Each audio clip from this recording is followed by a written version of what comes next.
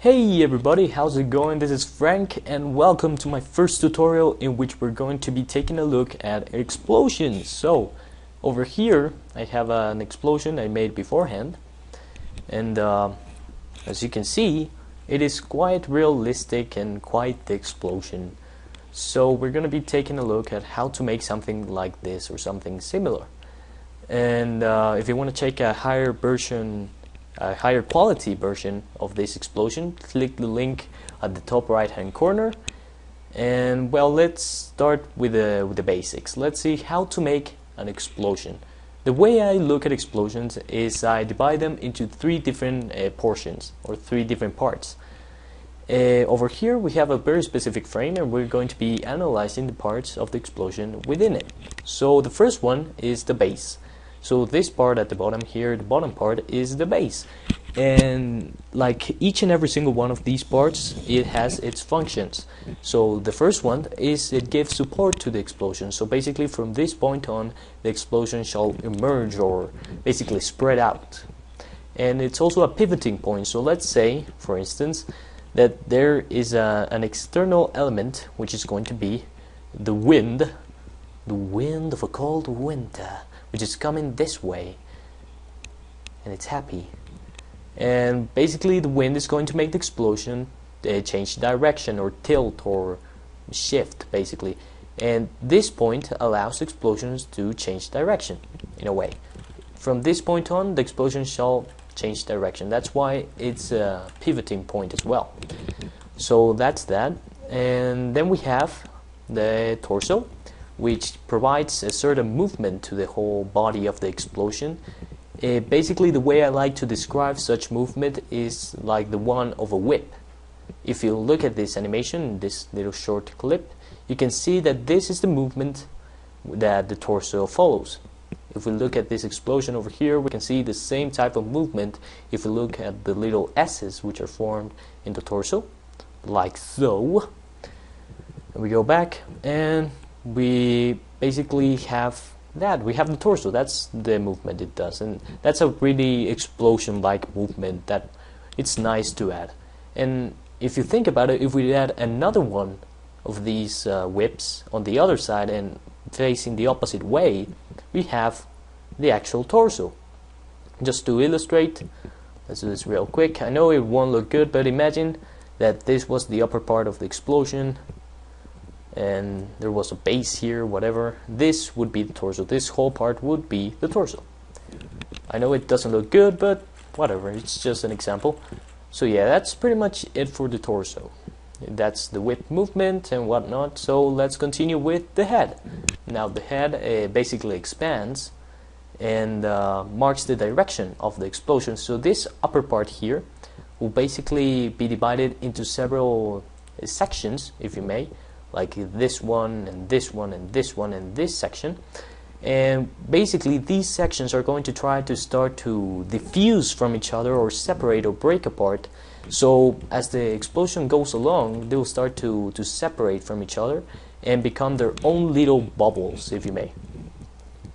So yeah, that's the head, and it also marks direction, as I mentioned here, basically in such way that if the head goes this way or start to shift this way, the whole torso and the base will follow it and they will shift with it as well. So let's say that the head is over here and it has shifted over here, the torso and the base will move a little bit in that direction as well. So that's that, okay? Now, I guess that's pretty much for the parts. But how can we identify the parts in different frames? For instance, this frame over here. Let me get rid of this one. This is the very first frame of our explosion over here. If you look closely, this is the one. And if we look at it and we try to study the parts within it, we will notice that there is a base over here at the bottom. We can say that's the base of the explosion. However, the torso and the head are undefined. Why? Because the torso, we know it's somewhere around the center, but it's not really clear at all. And the head is not yet shaped completely or grown, so we do not really know what the head involves or what the head is made up of, basically. So yeah, you gotta learn how to identify these, and it can also change a little bit throughout the frames. For instance, let's see this one. Over here, we have something a little bit different. We can see that this is the base. This is the torso. Over here, the center, and this is the head, already starting to break apart and basically expand. However, this is something I haven't mentioned yet, which is that the base and the torso are going to start to dissolve into the air, or basically vanish.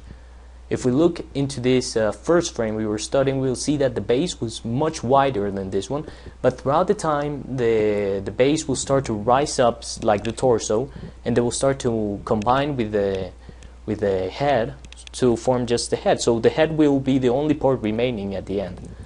The base and the torso will vanish, basically.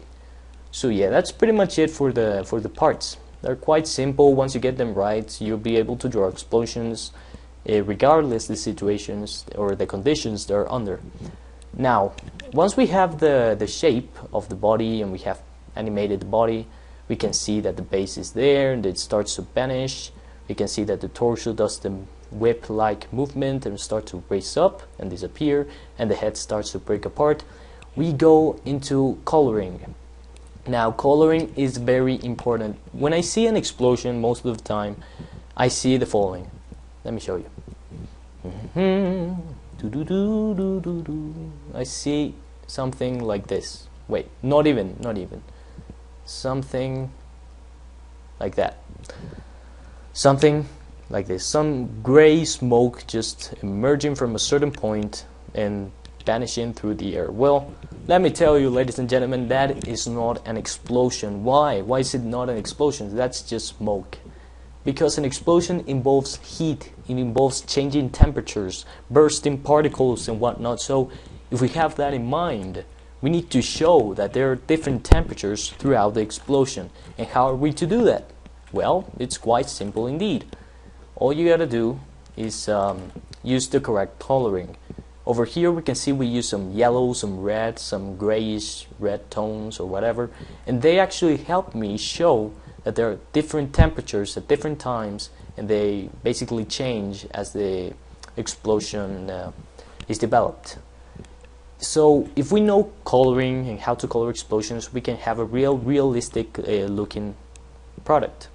Over here I have a palette of colors which represent the colors with more heat and the colors with less heat, or the ones that represent higher temperatures or lower temperatures. The higher ones will be blue, yellow and orange.